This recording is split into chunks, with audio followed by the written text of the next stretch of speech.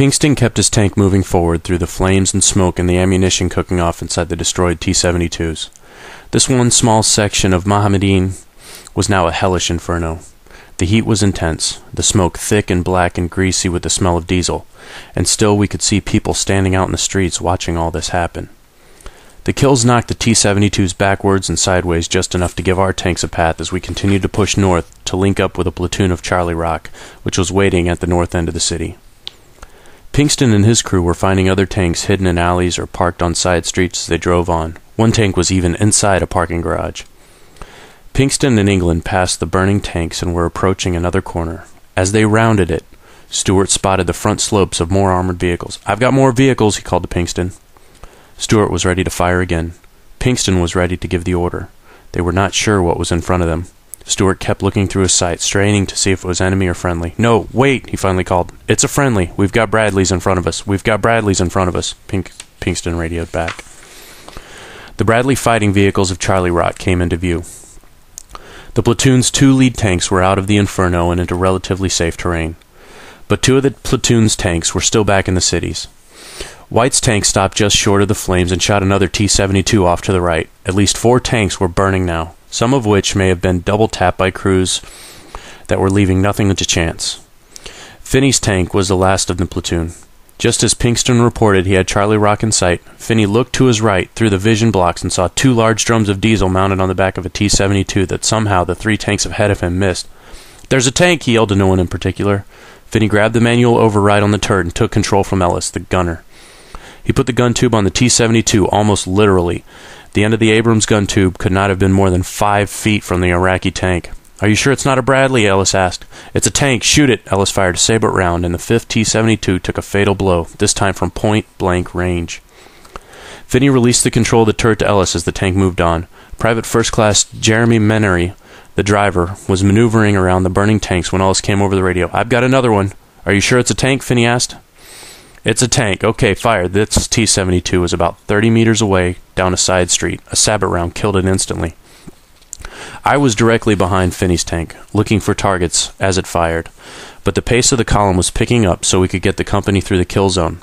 I spotted 1 tank in an alley but did not have time to shoot and radioed its location back to 3rd Platoon, which was trailing me. One of its tanks killed the final T-72. The entire tank battle in the streets of Mahmudiyah lasted less than 5 minutes. In that brief span, Charlie Company tankers killed 7 T-72s and 2 BMPs. At times we were firing from point-blank range. No one had ever heard of such a thing, much less done it. It was like the gunfight at the OK Corral with tank main guns. The fastest gun wins. We did some quick reaction training in Kuwait before the war, but not at these distances. We were practicing at 1,000 to 2,000 meters. Anything less was considered dangerous that close to a tanker.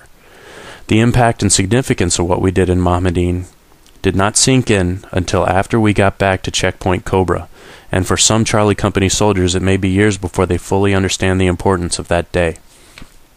It was not so much that we killed tanks in the first major tank-on-tank engagement of the war, but how we killed them.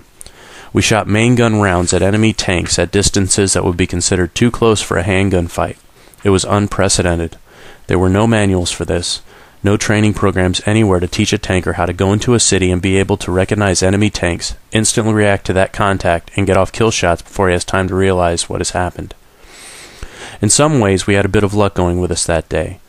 Because of the direction in which the Iraqi tanks were oriented, we later decided their commanders believed we would be coming in from the north, moving south on Highway 8. Had we done that, we would have driven directly into their guns, and we would have done it if I had told England just a few hours earlier to turn left instead of right. By skirting the city's west side, we avoided the main avenue of approach and came in from the south, unintentionally catching the Iraqis by surprise. Call it fate, the hand of God, or simple blind, dumb luck. We were in a better position to kill the Iraqis than they were to kill us. But much of that was a result of the quality of Charlie Company's soldiers, especially the 2nd Platoon soldiers who on this day led us through a nasty little fight that could have been disastrous had they not demonstrated the aggressiveness and initiative that they did. I could tell from their radio transmissions they were pumped up and excited, but they never lost their composure and adapted to difficult and dangerous situations quickly and with a professionalism that made me proud to say I was part of the company. Pinkston's crew in the lead tank was especially critical in getting us where we had to go. and aggressively engaging the Iraqis so they did not have time to respond to our attack. But all the 2nd Platoon crews in the TCs played key roles in this fight. They were able to adapt quickly to a difficult and dangerous situation and kill the enemy before we had a chance to kill any of us. Fighting in these close quarters was not something for which we had trained, but Charlie Company soldiers responded as if it was something that was second nature. The fight at Mahmudiyah was one of the more important of the war because it demonstrated to us and our commanders that we could take our tanks into the city, fight in close quarters, and defeat a determined enemy. A fight that led the way to downtown Baghdad in the days to come. Some weeks later, a national weekly news magazine tried to downplay our accomplishments by saying that the T-72s in Mahmudiyah were killed by smart bombs dropped from Air Force jets. The article marveled at the accuracy of the bombs being able to find tanks hidden in narrow alleys. If there were Air Force jets in Mahmudiyah that day, they were flying awfully low and were wearing tank treads and firing 120mm Heat and Sabot rounds. No Air Force jets took out those tanks. The Cobras led the way into Mahmudiyah and back out, killing Iraqi tanks along the way. Our mission was so successful that the following day we would drive south once again, this time finishing off the Medina division and its equipment. And although we did not know it then, those 2 successes set the stage for something we were told we would never do: take our tanks into downtown Baghdad and the heart of Saddam Hussein's empire.